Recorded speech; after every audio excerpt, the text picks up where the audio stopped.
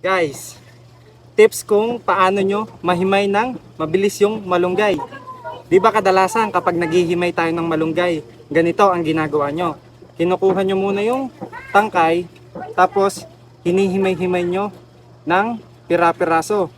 Isa-isa pa yung himay nyo. Napakatagal po na proseso yan. Ito ang mas mabilis na proseso kung paano natin mahimay ng mabilis yung malunggay.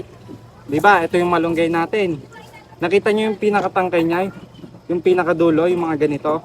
Ngayon, ilahin lang po natin yung mga malunggay ng ganito. Sa ganitong paraan, mas mabilis nyo matatanggal yung mga malunggay. Mas mabilis nating mahihimay yung mga malunggay. Less hassle, kumbaga. Hindi na kayo uubos ng matagal na oras pa. O ayan, napakabilis. Nakapaghimay na tayo agad ng maraming malunggay nang walang kahirap-hirap at napakabilis.